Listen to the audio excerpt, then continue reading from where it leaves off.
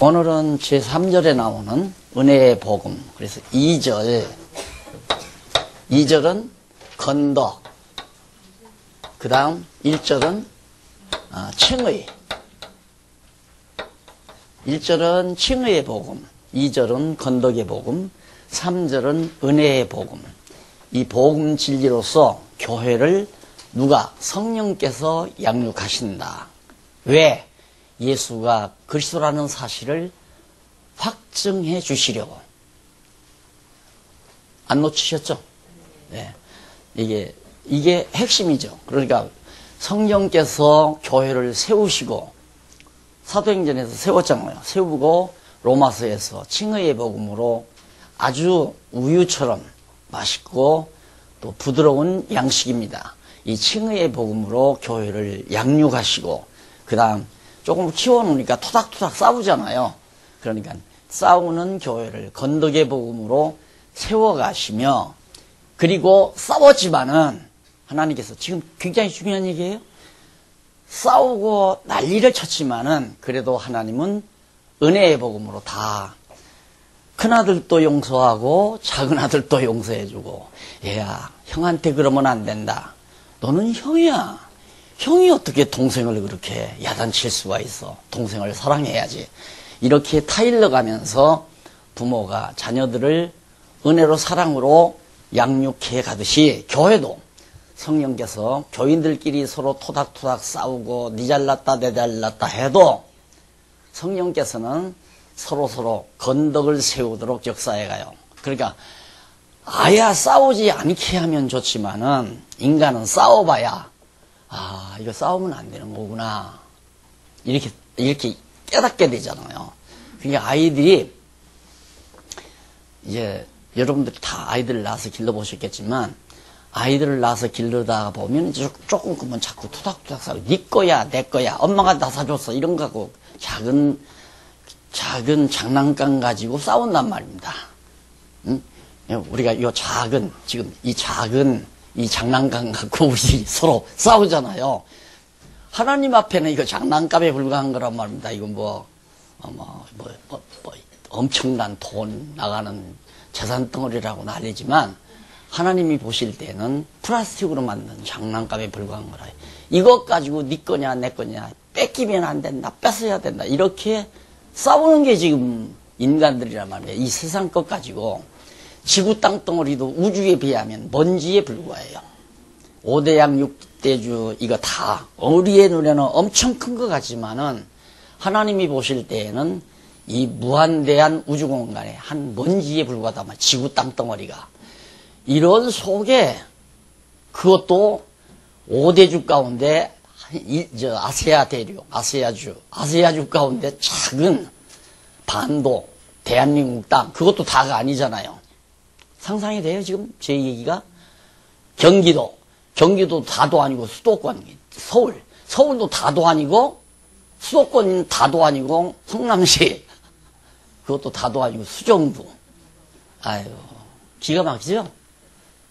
그렇게 사세한다, 그렇게.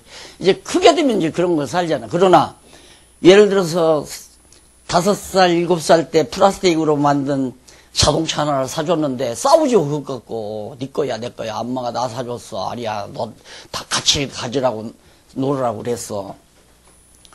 지금 다른 강의보다 이게 굉장히 중요한 강의니까 말씀드리는. 또 나 윤반사님 자꾸 의식이 돼가지고 진도를 빨리 나가야 하는데, 이게 지금 엄청난 진도란 말입니다. 에? 그러다가 예를 들어서 내일 모레 장가갈 놈들이 플라스틱 5살 때, 7살 때 가지고 놀던 플라스틱 갖고, 장난감 갖고, 네 거다, 내 거다, 나 장가 가면 내가 가지고 갈래. 이거 싸울 자식들이 하나도 없잖아요. 이제 부모 입장에서는 어렸을 때는 싸우는 거다 이해를 해. 또 싸워봐야, 싸우면서 정들고, 서로 용서해 줄 수도 있고, 양보할 수 있는 거 배우기도 하고, 그런 교육 방법을 하나님이 지금 우리에게 쓰신다, 이 말이에요. 그래서, 결국 건덕의 복음으로 성령께서 양육하면서 거기서 서로 사랑하고 이해하고 덮어야 하나 된다는 진리를 깨닫게 해가는 것이 건덕의 복음이다. 그러니까 교회가 싸우고 난리를 쳐도 결국 하나님께서 다시 하나로 만들어 세워가시는 그런 과정을 통해서 교회를 키우시고 그 다음 다 형이나 동생이나 다 은혜로 용서하고 덮어주고 그래 은혜의 복음으로 양육을 한다 이 말이에요. 왜? 예수가 그리스도라는 사실을 확증해 주기 위해서. 그것까지 이해가 가죠. 무엇 때문에 성령께서 이렇게 교회를 세워서 칭의, 건독, 은혜의 복음으로 교회를 키워가시는가? 주님의 몸된 교회를 그렇게 키워가시는 이유는 몸된 교회의 머리 되신 예수님이 구약에서 언약된 그리스도라는 사실을 확실히 확증해 주기 위해서 성령께서 이렇게 키워가시는 것이다. 그런데 우리는 그쪽으로 하나님 여호와이심을 그러니까 그리스도의심을 확증해서 하나님 여호와가 살아계시다는 사실을 이해하는 쪽이 아니라 여러분 은혜의 복음으로 우리를 양육하니까 우리가 서로 은혜를 베풀어야 됩니다. 이런 쪽으로 인간이 어떻게 살아야 된다. 서로 용서해야 됩니다. 서로 사랑해야 됩니다. 그걸 우리가 하는 거냐 이 말이야. 하나님께서 사랑해주고 하나님께서 은혜로 교회를 덮어주고 아유 하나님 모실 때 지상계 교회를 한꺼번에 다 일본에 쓰나미 밀려오듯이 다 걷어치워버리죠. 행위대로라면. 그러나 당신의 사랑하는 백성들이니까 다 용서하고 덮어서 은혜로 그리스도의 몸된 지체의 힘을 깨닫도록 양육해 가신다. 그래서 은혜 그러니까 연결이 돼요. 처음에는 무조건 아유 내 자식 참 깨끗하고 의롭다. 제일 이쁘요. 자기가 낳았으니까. 근데 조금 키워보니까 서로 토닥토닥 싸워. 아버지께서 참 사랑하는데 서로 시기 질투해서 싸워. 싸워도 아버지는 여전히 은혜로 다 덮어버린다. 연결됐죠? 그 논리가 그렇게 연결이 돼야 된다 이 말입니다. 이게 따로따로가 아니에요. 그리스도의 영이 오셔서 다 택한 백성들은 의롭다고 다 인쳐주시고 그런데 서로 인간들끼리 잘났다 못났다 네 거다 내 거다 싸우지만 하나님께서는 은혜로 다 용서해서 당신의 백성으로 성장시켜 가신다. 양육해 가신다. 그 이유는 이 교회의 머리 되신 그리스도가 구약에 언약된 메시아임을 확증해 주기 위해서 그래서 하나님 여호와가 살아계심을 깨달아 알고 여호와를 경외하며 찬송케 하려는 것이 최종적인 목적이다. 지금 얘기한 그걸 놓치지 않는 것이 오늘 은혜의 복음을 상고하는 큰 의미가 있다. 그럼 간단간단 정리하십시다. 이제 들어갈 거예요. 육모사님 본문 들어갑니다. 자, 첫째, 가로 없는 첫째, 복음에 대한 변증.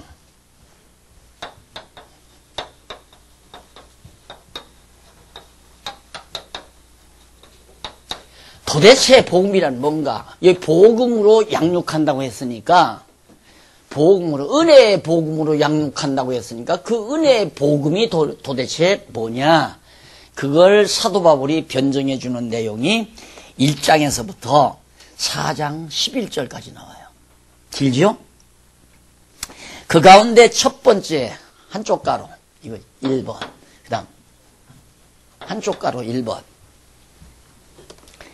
복음의 절대성 강조.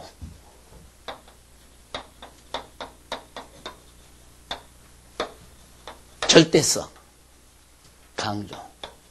바울이 1장에서부터 4장 11절까지.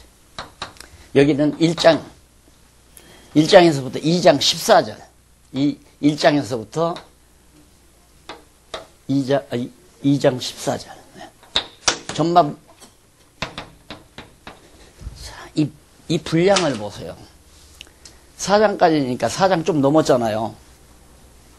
그게 두 묶음으로 딱 나누잖아요. 전반부 1장에서부터 2장 14절까지 딱 나뉘어지잖아요. 그러니까 공부하기가 얼마나 좋아요.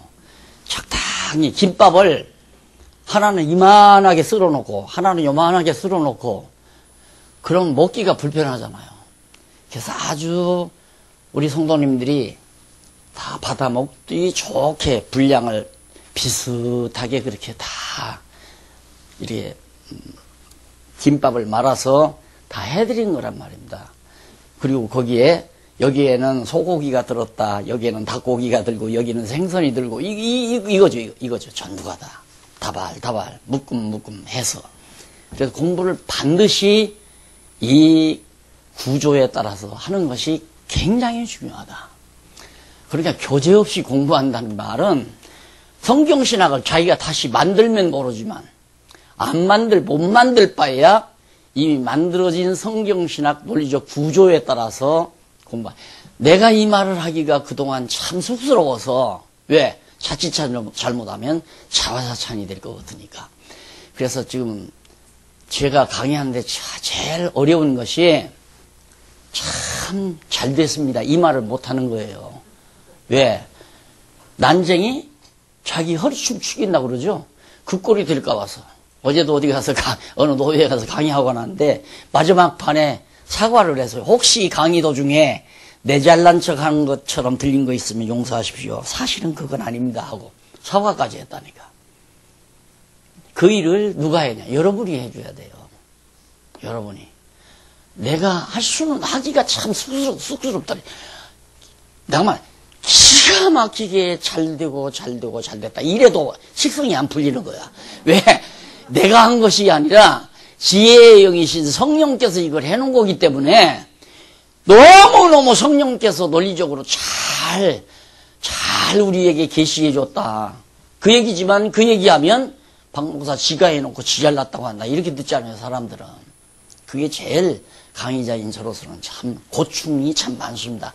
그래서 그동안 그런 얘기를 못하고 말았더니만, 안 하니까 그게 그건가 보다, 아무나 할 수 있는가 보다, 박 목사면 꼭 그렇게 하는가?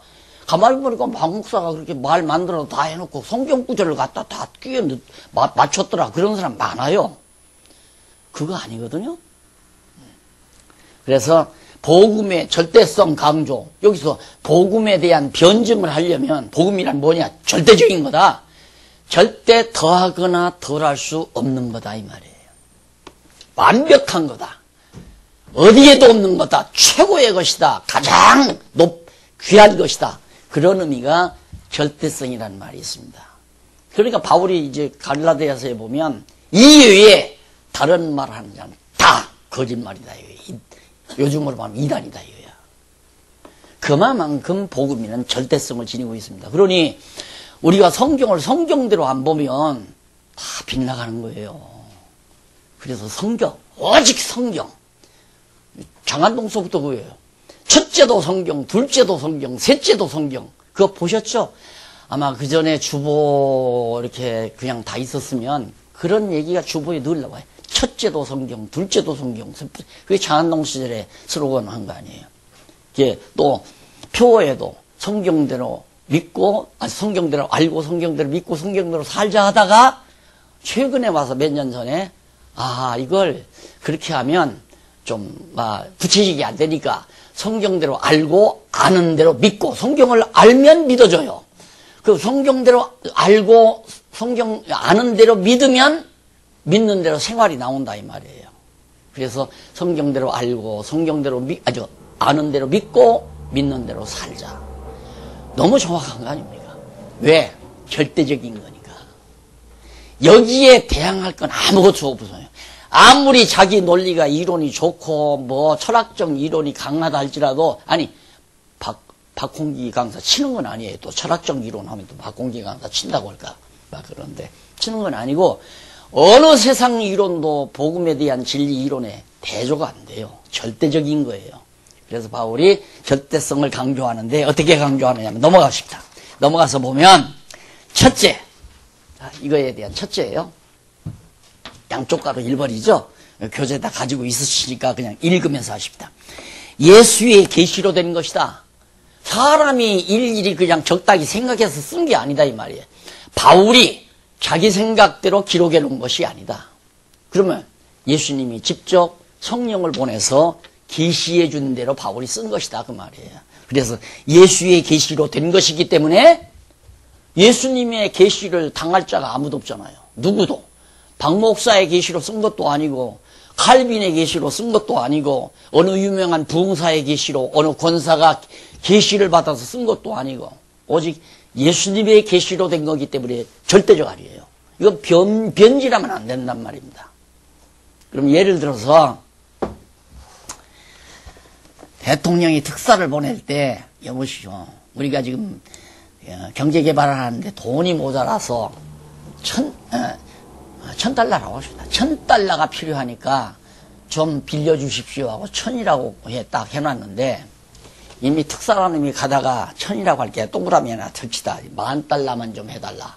그 받아가지고 $9,000는 지 호주머니에 넣고 $1,000 가지고 왔다. 들통나면 어떻게 해요? 그건 사형감이에요. 대통령 특사의 편지 내용을 고친다는 건.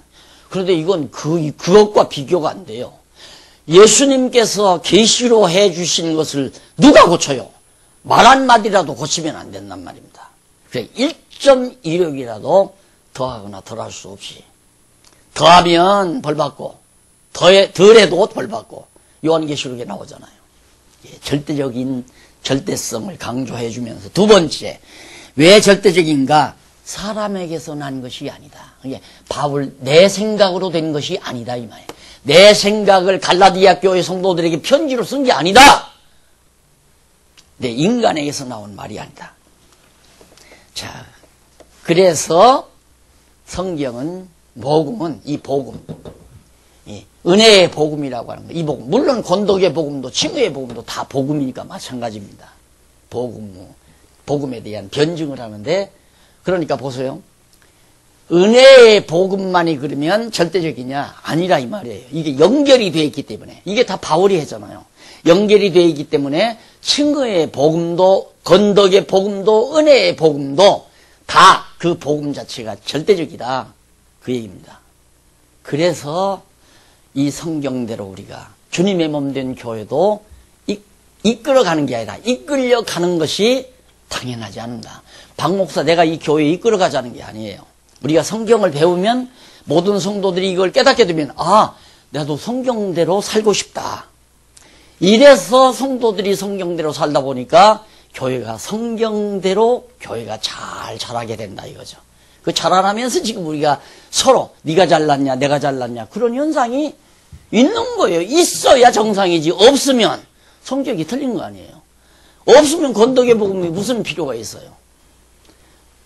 많이 깨달은 자와 깨닫지 못한 자가 이렇게 너 그렇게 짜증 부리면 엄마가 속상하단 말이야. 언니가 말할 수 있잖아요. 언니는 너 그러는 건 엄마가 싫어해. 아빠도 싫어하고. 그렇지만 어린 건 그냥 제호집대로 자꾸 하려고 그러잖아요.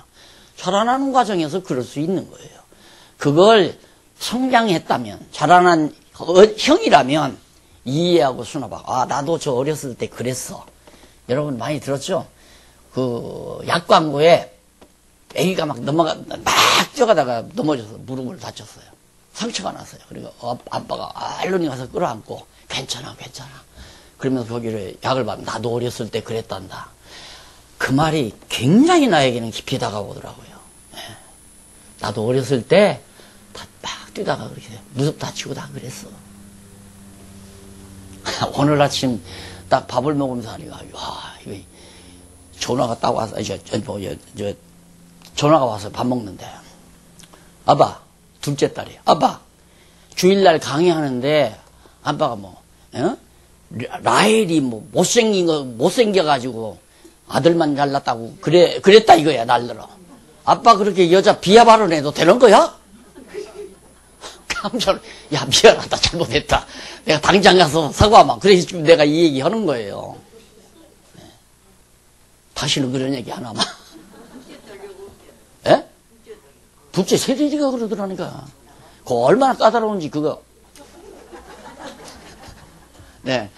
그래서 정말 이런 일이 있어야 과연 하나님이 살아계시구나. 거기까지 생각 안 했죠. 그러니까 열받는 거야. 막 억울하다 그냥 한바탕 그냥 주먹으로 패주고 싶고 몽둥이로 패주고 싶고 총으로 꽉 쏘고 싶고. 이거 모르니까 당연히 일어날 거 일어나죠. 난 예측했잖아요. 내가 자꾸 장로님들이 이 얘기를 가지고 또 넘어가는데, 실제로 장로님들이 은퇴하지 마십시오. 아직 목사님 건강한데 왜 합니까? 그러니까 나 계속 한다니까. 내가 정보를 들었어요. 당위에서 다 결의했대요. 만약에 은퇴한다면 우리가 다 당위에서 캔슬로 끝난다. 내가 그걸 알고, 아니 아무리 해도 내가 평양감사라도 내가 안 한다면 안 하는 거지 왜 그럽니까? 그래요. 내가 지금 빨리 해야 이런 경우가 올 거 아니에요. 오면 지금 만약에 입이 다 빠져가지고 숨도 못 쉬고 해 그러면 어떻게 하겠어요 이거. 그때 혹시 하나님이 나를 쓸지도 모르니까 내가 일찍 해서 이건 오게 돼 있어요. 성경으로 봐도 오게 돼 있고 인간의 속성으로 봐도 세대 개초가 되면서 오게 돼 있다 이 말입니다. 와야 또 성경이 맞고 안 오면 성경. 그런 생각은 했죠. 그래도 우리 교회는 말씀으로 몇십 년 했으니까 설마 나도 그런 생각은 했어요. 근데 성경 보니까 올 것이 이미 다 이렇게 돼 있더라니까. 그러니까 이렇게 되지는 것을 보고 도리어 하나님은 살아계시구나. 그리고 현대판 고린도 교회가 지금 우리 눈앞에 펼쳐진 거 아닙니까? 그럼 성경의 진리라고 믿어지고 여호와 하나님 살아계시다고 믿는 신앙이 더 우리에게 성장해야 되는데 잠 못 자고 그래서 오늘 딱 아침에 장로님 몇 분만 어젯밤 잘 주무셨어요? 그래. 잘 잤습니다. 됐습니다. 그러면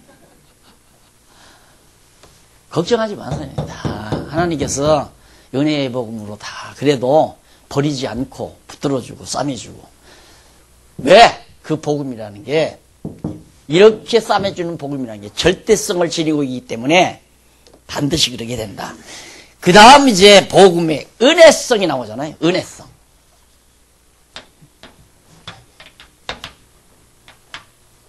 절대적이면서 여기 은혜의 복음이니까 복음은 은혜성을 지니고 있다. 다시 말해서 남을 욕하고 비난하면 그놈은 벌을 받는다거나 교회를 갖다가 해롭게 했으면 벌을 준다거나 그렇게 역사하시는 것이 아니라 잘못을 다 덮어서 은혜로 감싸주셔가지고 결국은 그런 은혜의 복음으로 교회를 점점 성령께서 키워가신다. 생각해 보세요. 5살, 7살 때 미운 7살이라고 그래요. 아이들 미운 7살 무렵에 형제들끼리 싸우면 나하고 누구한테 들었어요. 두 형제가 사는데 그냥 놔두면 동생 죽이겠더래. 막 주먹으로 쥐어 패는데. 근데 지금은 그렇게 안 살고요. 다 컸으니까. 조금 참고 기다리면 서로 성숙해 가면서. 안 그래요? 형놈도 가서 쥐어 패놓고는 아유 내가 그 순간 조금만 참았으면 동생놈 눈탱이가 안 터졌을 텐데 이렇게 생각할 거 아닙니까? 동생놈도 눈통이가 터져서 똥똥 부어가지고 안과에 가서 치료받고 와가지고 형이 나 때렸어 하면서 점점 아이고 내가 고집을 조금만 덜 부렸으면 형이 나 때렸을 텐데 이러면서 이제 점점 자라는 것이 인간이듯이 교회도 마찬가지입니다. 이 한국 교회가 막 갈기갈기 다 찢어졌댔어요. 그래서 지금도 한국 교회가 장로교만 해도 170개라든가 200개라든가 된대. 장로 교단만. 갈라져서 그렇게 갈라놓고 딱 생각해 보니까 이게 무슨 짓이냐. 이제 뉘우쳐지니까 뭘 만들었냐면 장로교 협의회를 만들었어요. 예수교 장로의 협의회. 그래서 모든 장로교는 협의회 안에 다 모여서 우리 함께 친교하고 같이 복음을 위해서 일하자. 교단끼리 합치라면 왜 안 합치는가?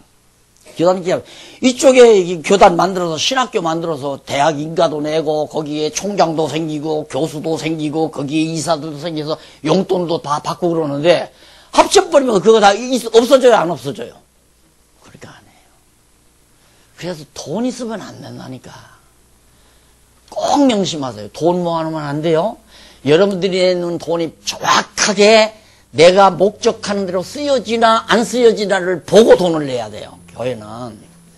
그러니까 교단들이 그냥 뭐 학교 세우자 하니까 막 큰 교회에서 막 1억도 내고 2억도 내서 건물 만들어가지고 대학 만들어서 돈 많이 낸 사람이 이사장이 되고 거기에 이사장과 친인척이 총장이 되고 교수도 되고 그래서 돈 벌어먹어서 한다 이 말이에요.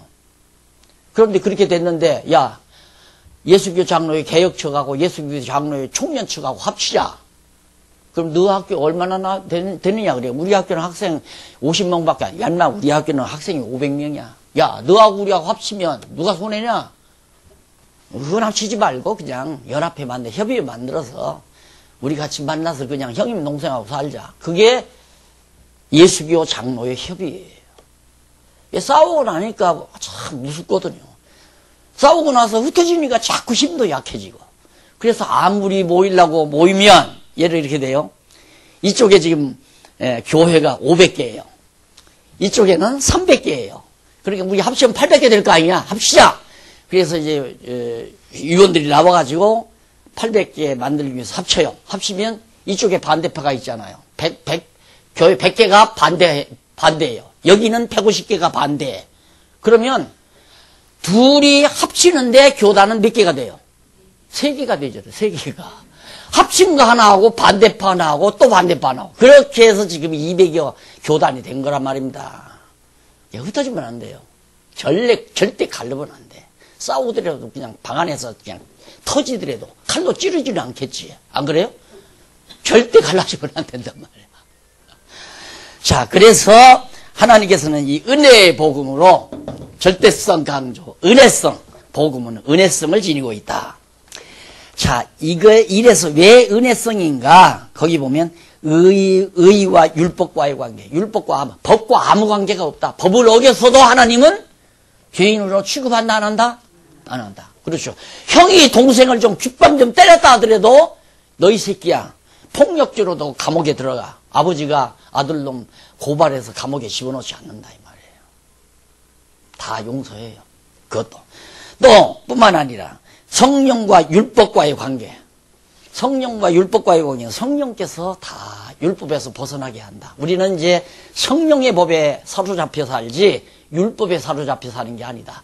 우리는 성령의 법에 사로잡혀 사는 거지 교회 정관법에 사로잡혀 사는 게 아니다 이 말이에요. 알았어요? 그 다음에 3번 이쪽 501페이지 저기 보면 약속과 율법과의 관계. 하나님의 약속은 율법 범했다고 해서 안 지켜지는 게 아니다. 그러니까 예를 들어서 아버지가 돈을 좀 벌었어요. 그래서 큰아들 몫으로 딱 마음을 점지해서 아파트 30평짜리를 딱 준비해 놨어요. 큰아들 거. 작은아들 놈은 저놈은 이제 시간이 좀 여유가 있으니까 너는 25평짜리 준비해 놓자. 그러니까 다 아버지가 다 정해놓고 가끔 있으면 야 너들 장가 갈 수 있으면 이쁜 여자 데리고 와라. 내 마음에 또 이쁜 여자라고 했다. 내 마음에 드는 여자. 날마다 성경이 어떻게 이제 레아가 밉다고 했느냐 이거야. 그냥 야곱이 레아는 싫어하고 라헬은 사랑했다고 그랬지. 왜 이쁘고 미운 걸 건드렸느냐 이게 날들어. 여성 비하발을 했다 이거지. 아 미안하다 잘못했다 내가. 예. 그러니까 너 네 마음에 드는 여자 데리다가 장가를 가거라. 내가 허락해 주마. 그리고 내가 너에게 줄 수 있는 아파트 30평짜리 내가 준비해 놨으니까 장가 가면 네 앞으로 이전해 주마. 다 했어요. 그런데 형이 동생을 한번 쥐어박았어요. 그래서 이빨이 하나 나갔어. 너 인마 폭력적으로 집어넣는다 하고 관가에다 고소해서 감옥살이 안 시킨다 이 말이에요. 그래서 여기 약속과 율법과 한 번 하나님이 아버지가 마음으로 큰아들을 향해서 이미 준비된 거는 아들이 큰아들이 아무리 잘못해도 다 이루어 가신다 이 말이에요.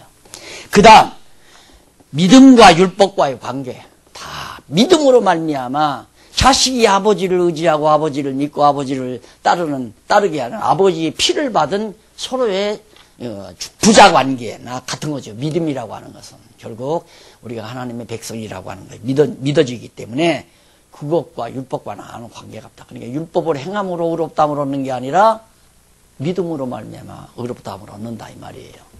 그래서 은혜성을 지니고 있다. 그러면 예를 들면 살다가 보면 아들놈은 생일날 돼도 꼭 기껏해야 제 마누라가 들고 들어오는 게 동태 서너 마리 묶어가지고 온다. 시장에 동태 서너 마리 사가지고 와.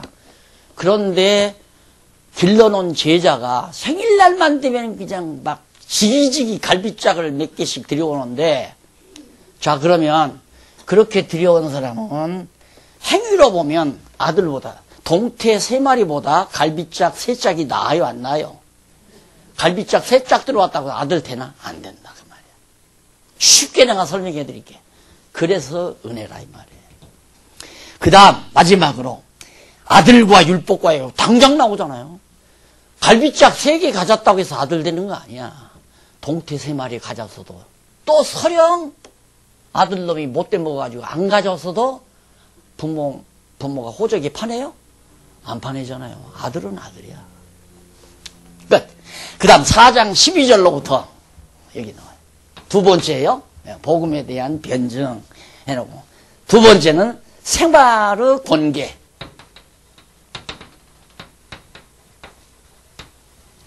권면과 경계. 훈계죠. 권계와 교훈. 생활의 권계와 교훈. 이것이 4장 12절로부터 6장. 이게 바로 뭐냐면, 엄밀히 말하면 이게 산제사예요. 산제사. 생활이라는 거, 우리의 생활이라는 것은 영적 예배 생활이니까, 이걸 산제사라고 그렇게 이해해도 돼요. 그래서 서신서의 대개 후반부에는 바로 생활에 대한 문제가 나와요.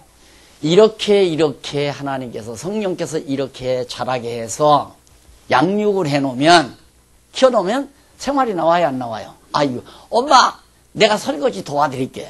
엄마, 내가 심부름 해드릴게. 아들놈은, 아버지, 제가 운전 대신 해드릴까요? 아버지를 위해서 제가 점점 키워놓으니까. 그게 아들들이 키워놓으니까 제 의지로 하는 게 아니라 성령께서 그렇게 양육을 해놓으니까 아들의 마음속에 그런 소원을 가지도록 하나님께서 성령을 감동해서 그렇게 하다 보니까 이제 장성한 아들로서 생활이 점점 나온다. 지금 그 얘기예요. 그러면서 권기를 뭐라고 하냐. 돌이키기를 권고합니다. 야, 인마, 그렇게 싸우지 말고 이제 좀 돌이켜라. 그 말이에요. 이제 바뀌어져야지. 이놈아, 내일 모레 장가갈 놈이 그래도 아직도 동생하고 쌈이나 해서 되겠느냐. 이런 얘기죠. 두 번째, 종의 몽해를 경계하다. 야, 이놈아, 내가 시키면 하고 안 시키면 하면 되겠느냐. 인마, 그게 종이다. 남 종 노릇하지 말고 좀 네가 뚜렷이 내 주체성 가지고, 아버지 생신이 곧 돌아온다. 어머니 생신도 돌아오고, 스승님의 생각, 그래도 이 얘기는 또 내 얘기 같아서 하지 말아야지. 이걸 깨닫고, 아버지, 어머니 생신 때 내가, 아버지가 요즘에 보니까 이가 괜찮으신 것 같더라.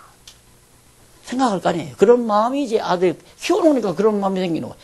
이번에는 아버님 모시고 생신 전에 일을 고쳐드리고 난 다음 튼튼해지면 갈비집에 모시겠다. 당연한 거 아니에요? 그렇게 하나님께서 교회를 성장시켜 간다 이 말입니다. 억지로, 야 이놈아, 너 내일이 무슨 날인지 아냐? 아버지, 내일이 무슨 날이에요? 내일 와 임마. 해철이 가지고 왔나? 내가 너를 어떻게 길러라는데 아버지 생신을 잃어버리고 살아? 그때 아이고 죄송합니다. 갈비집 모시겠습니다. 그건 종이에요.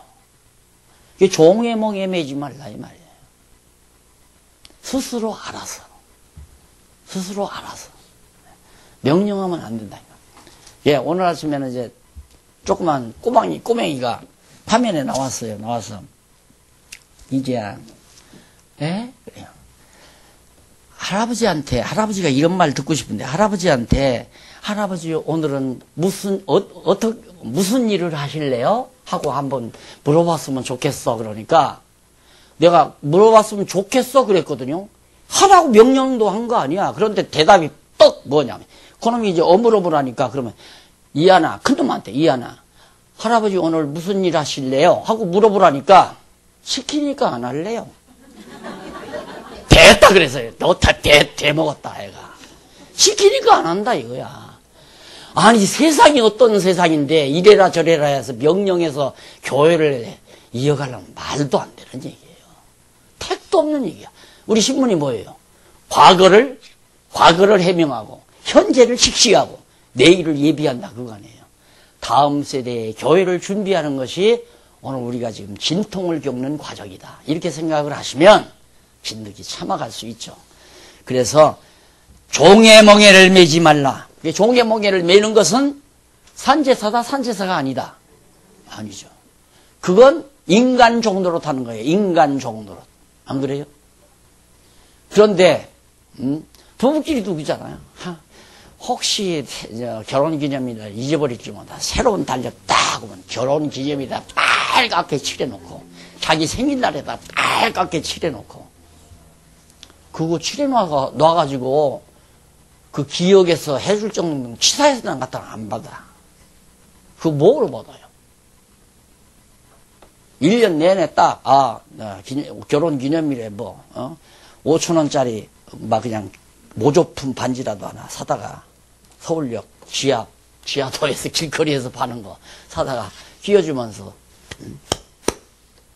축하한다고 노래 한마디 불러줘야 되겠다. 이벤트 아니에요? 근데 근데 여자분들은 그런 걸 되게 좋아하더라고요. 그렇게 장난기 가지고 해도 좋아하더라고요. 그러니까 그런 거 좋아하면 사람이 치졸해져요. 묵직하게 그냥 변함없이 서로 마음 주고 마음 받으면서 이렇게 살아야 하는데 내용 깊이가 없으면 모조품이라도 좋으니까 제발 좀 귀걸이라도 하나 사다 줘봐. 자, 그 다음 거짓 지도자를 경계하라. 생활이 뭐예요? 성경적이 아닌 거짓말 하는 거 경계해야 돼요, 그거. 거기 따라가면 안 된단 말입니다. 천하 없어도. 그거 경계해라. 성경적이 아닌 건데, 이러라 저러라 명령하고 다스리고, 복종하라고 그러고, 뒤따르라고 그러고, 결정에 따르라고 그러고, 그 말이 되는 얘기예요, 그게? 그 다음, 바울 교훈이 나옵니다. 뭐냐? 생활의 원리, 생활의 실제. 생활의 원리는 이렇다. 생활의 실제는 이렇다. 그러면서 이제 영적 예배의 원리, 생활. 쭉 보시면 이제 대강 나오잖아요. 자유로 육체의 규율을 삼지 말고 사랑으로 종로로 타는 거. 이게 그러니까 사람의 종로로 타는 것이 아니라 내 마음 속에 내 이웃 형제를 사랑하는 마음으로 종로로 타는 거. 발을 씻겨준다는 게 바로 그런 거 아니겠어요? 그냥 섬겨주고 후원해주고 그렇게 그거 장로예요. 쉽게 말하면 어른. 어른이라는 게 자, 애놈이 이제 키울 때 보면 코를 질질 내리면 가만히 할아버지 이러고 있어요. 엄마 뭐라고? 날 닦아달라 이거야. 왜 닦아주죠? 그게 부모가 하는 일 아니에요. 그게 종로로 하는 사랑으로 종로로 하는 거예요. 그것이 영적 예배라고 말입니다. 야, 이게 내가 목사고 장로고 그러니까 내가 이래 저래 복종해 순종이 제사보다 나아 이러고 말하는 건 말이 안 되는 얘기죠. 뒤집어야 돼요. 다 뒤집어 버려야 돼. 다 우리 생활을 바꿔야 한다 이 말이에요. 그게 이제 원리에 그거 다 할 수는 없어요. 그 다음 생활은 실제 이웃의 범죄를 했을 때 온유한 심정으로 바로잡아라. 범죄하죠. 어리니까 실수하고 그릇도 깨고 유리창도 깨고 다 한다 이 말입니다. 유리창 깼다. 야 이 자식 이리 와. 주모. 이게 나 얼마짜리인 줄 알아? 당장 나 사다 껴. 그게 부모가 할 짓 아니잖아요. 자꾸 다 이러고 당신 너 잘못했잖아. 조심해야지. 그래. 네, 잘못했어요 오빠. 다시는 앞으로 조심해. 네. 그러면 아버지가 호주머니 돈 내다가 갖다 끼잖아요. 이렇게 교회도 해봤으면 참 좋겠다 그 말이에요. 교회도 그런 교회로 물론 완벽하게 될 수는 없지만 그 방향으로는 가야 되지 않나. 가야 되지 않나 하니까 성령이 하시면 그렇게 가야죠 당연히. 근데 반대 방향으로 가면 이거 성령이 하시는 일이 아니라 악령이 지배하는 것이 되지니까 예를 들어서 아버지가 자기 서랍에서 예를 들어 만년필 꺼내다가 아들놈이 그거 가지고 놀다가 놓쳐가지고 금촉 만년필을 갖다가 다 망가뜨려 놨다 이 말이야. 직장에서 돌아와 보니까 역시 그 모습이야. 누가 이랬느냐? 벌벌벌벌 떨고 야 이 자식아 이 만년필이 얼마인 줄 알아? 적어도 나 100만원 줘야 돼 100만원 이놈아 당장 사달라. 그게 아버지가 할 소리입니다. 애들이 호기심에서 꺼내서 가지고 놀다 그럴 수도 있지. 안 그래요?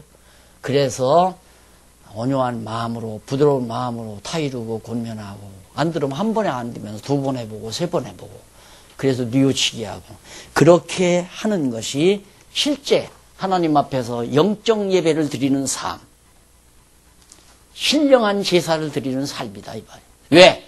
그리스도의 지체니까 그리스도의 온유하고 겸손한 마음이 몸으로부터 나타날 거 아니에요. 말하자면 머리가 막 포악한 생각을 가지고 있는데 이 포악한 마음을 가지고 있으니까 주먹이 포악하게 나갈 거 아니에요. 그러나 머릿속에 온유하고 겸손한 생각을 있으면 온유하고 겸손하게 머리를 쓰다듬는 행동으로 손이 나올 거 아니냐 이거예요. 우리는 그리스도의 지체로 살 때 바로 그렇게 살아가는 것이 영적 예배고 산제사다. 넘어갑니다.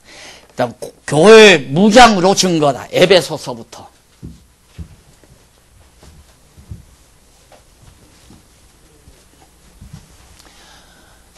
자, 그러면 교회 무장으로는 제3장이에요.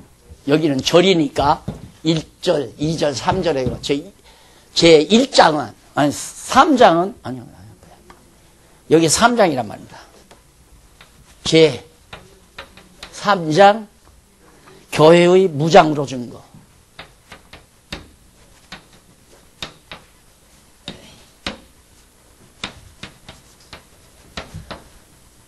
에베소에서부터 빌립보. 맞죠? 여기까지가. 자, 그러면 보세요. 요 위에 제2장. 2장은 교회, 그렇죠. 교회 양육. 양육으로 증거. 뭘 증거? 교회를 성령께서 양육해서 뭘 증거? 예수가 그리스도이심을 증거한다고 말이죠. 성령께서 교회를 양육하심으로, 세워놓은 교회를 양육하심으로 예수가 그리스도이심을 증거하는 내용이 바로 로마서에서부터 어디까지? 갈라디아서까지. 맞죠?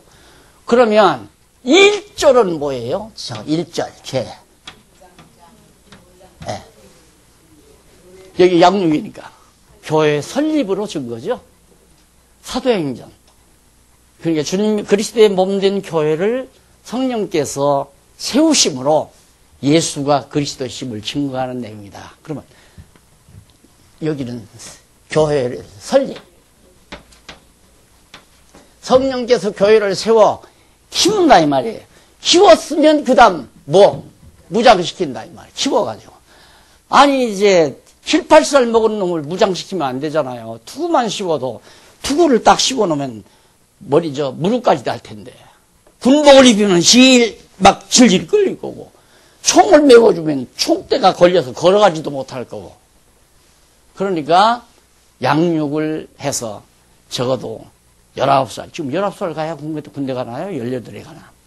그렇게 키워가지고 군대 보내서 무장을 시킨다는 말입니다. 왜? 전쟁하게 하려고, 싸우게 하려고. 무슨 싸움?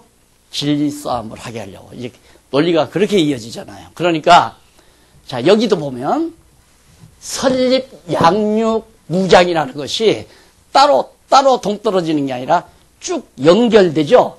그러니까 반드시 그걸 연결을 시켜야지 무조건 무장 딱 얘기해놓고 초등학교 아이들, 우리 교회학교 이제 초등부 아이들한테 야, 너희들 무장해야 한다? 하고 무장을 시키면 걔들은 견딜 수가 없는 거죠. 우선 키워야죠. 양육을 시켜야 한다 이 말입니다. 그래서 이제 무장으로 증거하는데 제1절 요거죠 이제 요거 제1절 교회 진리로 무장해야 돼요. 장총으로 원자탄으로 안 그러면 미사일로 무장하는 게 아니라 교회의 진리로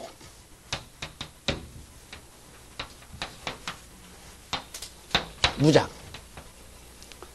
그러니까 진리로 무장하는데 교회 진리로 무장을 해요. 교회 진리. 교회란 무엇인가? 알아야 되잖아요, 교회란. 그래서 내가 교회론이 다르다고 하는 것은 우선 에베소서에 대한 견해가 1차적으로 다르고 그 다음 2차적으로는 마태복음에서부터 요한계시록까지가 다르고 그 궁극적으로는 창세기부터 요한계시록까지 견해가 다르다고 말이에요. 교회론이 다르다는 말. 그러니까 엄청난 문제죠. 교회론이 하나 다르면 교회론만 다른 게 아니에요. 교회론이라는 게 창세기부터 요한계시록까지 배경에서 교회론이 나오는 건데, 교회론이 다르다면 다 다른 거예요. 따지고 보면. 다 연결되어 있기 때문에. 그래서 여기 교회의 진리라고 하는 것은 축소된 거예요. 창세기부터 요한계시록까지, 또 그 이면에는 마태복음에서부터 요한계시록까지 축소해서 간략하게 이게 모아놓은 내용을 바로 에베소서가 바로 교회지. 그러니까 그냥 교회관 하면 가장 요약된 것은 에베소서죠. 그래서 이 진리로 일단은 성도들이 교회가 무엇인가 이걸 이제 요약해서 딱 성경적 전체 배경 속에서 교회가 무엇인가를 딱 알고 나면 예수님의 몸이 이렇게 바로 교회로구나 이걸 깨닫잖아요. 무슨 뭐 당회가 있고 노회가 있고 총회가 있고 그런 조직을 갖추어야 교회가 되는 게 아니에요. 건물을 뭐 땅 사서 무슨 뭐 한 7천석 만석 이렇게 큰 강당을 해놓고 성단 만들어 놓고 강대상 딱 해놓고 뭐 파이프로 이렇게 다 구성해 놓고 제사장처럼 목사가 군림하는 그런 것이 교회가 아니라는 거. 그런데 계속 전통적으로 그렇게 해오니까 성도들은 교회하면 그 교회 목사 누구야? 교회가 몇 평이래? 교회가 몇 평은 무슨 교회가 쓰는 강당이 몇 평이냐? 이건 말이 되지만 교회가 몇 평이래? 땅덩어리가 교회고 무슨 건물이 교회인 줄로 그렇게 생각하니까. 그리고 무슨 조직, 인간이 만들어 놓은 당회나 총회나 노회 이런 조직체가 교회인 줄 안단 말입니다. 그게 교회인지 아닌지 한번 이제 에베소서 공부해보면 알 거 아니에요. 첫째, 거기 한번 보고 싶다. 그럼 교회란 뭔가? 교회의 진리가 뭔가? 우선 교회 설립. 자, 교회 설립. 자, 교회의 진리로 무장시켜야 하니까 교회가 어떻게 세워지는가? 에베소서 1장에서 2장까지.